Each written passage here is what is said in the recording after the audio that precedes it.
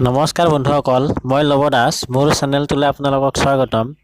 আমি এই ভিডিঅ'টোৰ জৰিয়তে কম্পিটিটিভ এক্সামবোৰত বাৰে বাৰে সুধি থকা তেনেধৰণৰ কুৱেশ্যন আলোচনা কৰিম। আহক আমি ভিডিঅ'টি আৰম্ভ কৰোঁ। 1 নম্বৰ প্ৰশ্নটো হ'ল 42ৰ মুঠ কেইটা উৎপাদক আছে? Option A 8, option B 6, option C 10 আৰু অপশ্যন ডি 4। আমি এই অংকটো দুটা পদ্ধতি শিকিম। প্ৰথম পদ্ধতিটো অলপ দীঘলীয়া হ'ব, কাৰণ সেইটো আমি বিস্তাৰভাৱে শিকিম। দ্বিতীয় পদ্ধতি আমি একেবাৰে শ্বৰ্ট নিয়মত শিকিম। এতিয়া আমি প্ৰথম পদ্ধতিলৈ যাম যে 42 কিহেৰে হৰণ যায়। 1 × 42, 42 2ৰে যাব, 2 × 21, 42 3ৰে যাব, 3 × 14, 42 আৰু 6ৰে যাব, 6 7 গুণ 42। অৰ্থাৎ 42 কেইটা সংখ্যাৰে হৰণ যায়? 1 2 3 4 5 6 7 8, 8টা সংখ্যাৰে হৰণ যায়। বন্ধুসকল, এইটো এটা সৰু নাম্বাৰ 42, সৰু নাম্বাৰৰ বাবে আমি ইয়াক এনেকৈ কৰিলে আমাক বেছি সময় নালাগে। কিন্তু যদি নাম্বাৰটো 1000 বা 500 600 এনেকৈ ডাঙৰ নাম্বাৰ দিয়া হয়, তেতিয়াহ'লে আমাক বহু সময়ৰ প্ৰয়োজন হ'ব। গতিকে আমি ইয়াৰ উত্তৰটো বেলেগ ধৰণে শিকিম, শ্বৰ্টকাট নিয়মত শিকিম। এতিয়া আমি শ্বৰ্টকাট নিয়মটো আৰম্ভ কৰিম। প্ৰথমতে 42ৰ মৌলিক উৎপাদকবোৰ আমি ওলাই ল'ম। 42 কিহেৰে যায়? 2ৰে যায়, 2ৰে 21 বাৰ যায়, আৰু কিহেৰে যায়? 3ৰে যায়, 3 7 গুণ 21। এতিয়া ইয়াৰ মৌলিক উৎপাদক কি কি পাইছোঁ আমি? 2 3 আৰু 7। 2 পাইছোঁ, 3 পাইছোঁ আৰু 7 পাইছোঁ। এতিয়া 2 কেইটা আছে? এটা আছে, আমি ইয়াৰ ওপৰত 1 লিখিব পাৰোঁ। 3 এটা আছে, ওপৰত 1 লিখিব পাৰোঁ, আৰু 7 এটা আছে, ওপৰত 1 লিখিব পাৰোঁ। তাৰে পিছত 2ৰ পাৱাৰটো কিমান? 1। সেই 1ৰ লগত 1 যোগ কৰি দিব, কিমান হ'ব?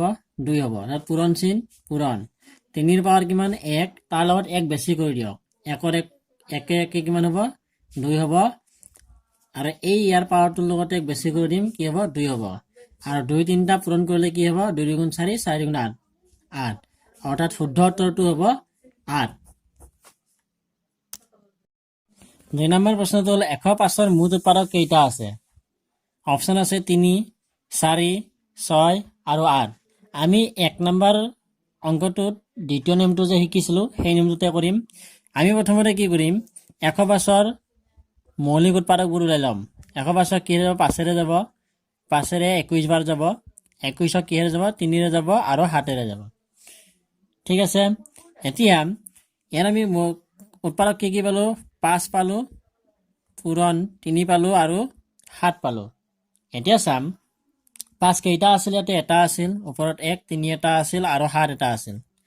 এতিয়া 5ৰ ওপৰত 1 আছিল, এই 1ৰ লগত আমি 1 কি কৰি দিম বুলি কৈছিলোঁ? যোগ কৰি দিম বুলি কৈছিলোঁ, 2। এই 1ৰ লগত আমি 1 যোগ কৰি দিম, 2 হ'ব। আৰু এই 1ৰ লগত 1 যোগ কৰি দিম, 2 হ'ব। আৰু 2 3টা পূৰণ কৰিলে কি হ'ব? 8 হ'ব। অৰ্থাৎ ইয়াৰ শুদ্ধ উত্তৰটো হ'ব 8। 3 নম্বৰ প্ৰশ্নটো হ'ল 505ৰ মুঠ উৎপাদক কেইটা আছে? এইবাৰ আমি এটা ডাঙৰ নম্বৰ লৈছোঁ, 505। এতিয়া আমি 505 যদি আমি চেম নিয়মত কৰিব যাওঁ, উৎপাদক কেইটা ওলাব যাওঁ, আমাৰ বহুত সময় লাগিব পাৰে। আমি গতিকে শ্বৰ্ট নিয়মত কৰিম যে 505ৰ মৌলিক উৎপাদক কেইটা প্ৰথমতে লিখি ল'ম। 505 পিছফালে 5 আছে, গতিকে 5 দি হৰণ যাব 101। 101 এটা মৌলিক সংখ্যা, ইয়াক আন সংখ্যাৰে হৰণ নাযায়। এতিয়া আমি এই অংকটো দুটা মৌলিক উৎপাদক পালোঁ, এটা পালোঁ 5 আৰু এটা পালোঁ 101। কেইটা? এটা আৰু এইটো এটা। এতিয়া কি কৰিম? এই 5ৰ ওপৰত 1 আছেতো, এই 1ৰ লগত আমি কি কৰি দিম? 1 যোগ কৰি দিম, 2 পাম। আৰু এই 1ৰ লগত 1 যোগ কৰি দিম, 2 পাম। কিমান হ'ব? 4 হ'ব। এইবাৰ আমি শিকিম যে কোনো এটা সংখ্যাৰ আটাইকেইটা উৎপাদকৰ যোগফল কিমান। এনেকুৱা কুৱেশ্যন বহুবাৰ কম্পিটিটিভ এক্সামবোৰত সুধি থকা দেখা যায়। আৰু আমি এই ভিডিঅ'টোত এনেকুৱা কুৱেশ্যনৰ দুটা উদাহৰণ ল'ম আৰু সেই দুটা উদাহৰণ শিকিম। 2 নম্বৰ ট্ৰিকৰ প্ৰথমটো কুৱেশ্যন হ'ল 100ৰ আটাইবোৰ উৎপাদকৰ যোগফল কিমান হ'ব? ইয়াৰ বাবে আমি প্ৰথমতে 100ৰ মৌলিক উৎপাদকবোৰ ভাঙি ল'ব লাগিব। 100ক 2ৰে হৰণ যায়, 2 50 গুণ 100। 50ক 2ৰে যাব কেইবাৰ? 25 বাৰ। আৰু 25ক 5ৰে যাব, 5 5 গুণ 25। অৰ্থাৎ ইয়াতে আমি মৌলিক সংখ্যা দুটা পাইছোঁ। কি কি পাইছোঁ? 2 আৰু 5 পাইছোঁ। ইয়াতে আমি দেখা পাম কি 2 কেইটা আছে, দুটা আছে, তো 2 স্কোয়াৰ আৰু 5 দুটা আছে কাৰণে 5 স্কোয়াৰ। এতিয়া আমি যদি ইয়াৰ আটাইকেইটা উৎপাদকৰ যোগফল ওলাব লাগে, তেতিয়াহ'লে আমাৰ এটা দুটা নম্বৰ আছে, গতিকে এটা দুটা খণ্ড হ'ব। আমি দুটা খণ্ড পাতি ল'লোঁ। তাৰে পিছত প্ৰথমতে আমি কি কৰিম, ইয়াতে আমাৰ কি আছে, এইটো হ'ল 2, 2তকৈ আমি 1 কমাই দিম, কিমান হ'ব, 2ৰ পৰা 1 গ'লে 1 হ'ব, সেইটো আমি তলত লিখিম। আৰু দ্বিতীয়খনত আমি 5ৰ পৰা লিখিম, 5ৰ পৰা 1 কমাই দিম, কিমান হ'ব, এইটো 4 হ'ব। তাৰে পিছত 2ৰ ঘাত কিমান আছে, 2ৰ পাৱাৰ কিমান আছে, 2 আছে, গতিকে আমি পাৱাৰটো 1 বঢ়াই দিম। বঢ়াই কি হ'ব, 2ৰ পাৱাৰ 3 হৈ যাব। আৰু তাৰে পৰা আমি 1 বিয়োগ কৰি দিম। ঠিক তেনেকৈ চেম পদ্ধতিৰে আমি 5ৰ পাৱাৰ কিমান আছে, 2 আছে, ইয়াতো আমি এটা পাৱাৰ বঢ়াই দিম, 2ৰ পৰা 1 বঢ়াই দিলে কিমান হ'ব, 3 হ'ব। আৰু ইয়াৰ পৰা আমি 1 বিয়োগ কৰিম। এতিয়া তলত থাকিব 1, ওপৰত 2 3টা পূৰণ কৰিলে কিবা 8 হ'ব, 8ৰ পৰা 1 গ'লে কিমান হ'ব, 7 হ'ব। পূৰণ তলত থাকিব 4, 5 3টা পূৰণ কৰিলে কি হ'ব, 125 হ'ব। আৰু 125ৰ পৰা 1 বিয়োগ কৰিলে কিমান হ'ব, 124।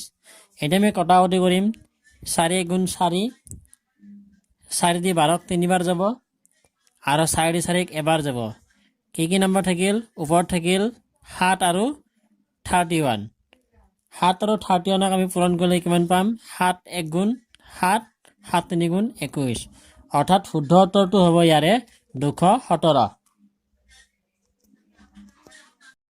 2 নম্বৰ ত্ৰিকৰ দ্বিতীয় প্ৰশ্নটো হ'ল 42ৰ আটাইবোৰ উৎপাদকৰ যোগফল কিমান হ'ব। অপশ্যন আছে A 96, B 88, C 100 and D 42। তাৰ আগতে আমি 42ৰ মৌলিক উৎপাদকত আমি ভাঙি ল'ব লাগিব। ইয়াৰ যাব 2ৰে যাব, 2ৰে 21 বাৰ যাব, আৰু 21ক 3ৰে 7 বাৰ যাব। ইয়াতে আমি 3টা নম্বৰ পাইছোঁ। কি পাইছোঁ, এটা 2, 2 এটা, 3 এটা আৰু 7 এটা, 3 এটা আৰু 7 এটা। ইয়াতে কেইটা নম্বৰ আছে, এটা, দুটা, 3টা, গতিকে এইটো 3টা ষ্টেপত যাব আমাৰ। তাৰে পিছত এটা কি প্ৰথমটোৰ কাৰণে আমি চাম, প্ৰথমটো ঘৰৰ কাৰণে আমি প্ৰথমটোত চাম কি 2 কেইটা আছে, এটা আছে, আমি 2 এই এটাটোৰ লগত পাৱাৰটো আমি এটা বঢ়াই দিম। কি বঢ়াই দিম, বঢ়াই দিলে কি হ'ব, 2 দুটা হ'ব, আৰু তাৰে পৰা আমি 1 বিয়োগ কৰি দিম। আৰু তলত কি লিখিম, এটা 2 আছে, 2ৰ পৰা 1 কমি যাব, কিমান হ'ব, 2ৰ পৰা 1 গ'লে 1 হ'ব। চেম পদ্ধতি প্ৰয়োগ কৰি আমি ছেকেণ্ড নম্বৰ পাৰ্টটো কৰিম। কি কৰিম, 3 কেইটা আছে, এটা আছে, আমি 3 কেইটা কৰি দিম, দুটা কৰি দিম, তাৰে পৰা 1 বিয়োগ, আৰু 3ৰ পৰা 1 গ'লে কি হ'ব, 2 হ'ব, অৰ্থাৎ 1 কমি যাব। আৰু 7ৰ ওপৰত 1 আছে, আমি কি লিখিম, 7ৰ ওপৰত 2 লিখিম, তাৰে পৰা 1 বিয়োগ, আৰু 7 থাকিলে কি লিখিম আমি, 6। এতিয়া কি হ'ব, 2 দুটা, 2 2 গুণ 4, 4 বিয়োগ 1 কিমান হ'ব, 3 হ'ব, তলত 1 থাকিব। 3 স্কোয়াৰ কিমান, 9, 9ৰ পৰা 1 গ'লে কিমান হ'ব, 8, আৰু তলত থাকিব 2। আৰু এতিয়া 7 স্কোয়াৰ কিমান হ'ব, 49, 49ৰ পৰা মাইনাছ 1 কিমান হ'ব, 48, তলত থাকিব 6। এতিয়া আমি কটাকটি কৰিম, 3 গুণ 3, 3 2 গুণ 6, 2 1 গুণ 2, 2 4 গুণ 8, 2 1 গুণ 2, 2 2 গুণ 4। এটা কি থাকিল, 2 × 48, 2 × 48 কিমান হ'ব, 96, অৰ্থাৎ শুদ্ধ উত্তৰটো কিমান হ'ব, 96।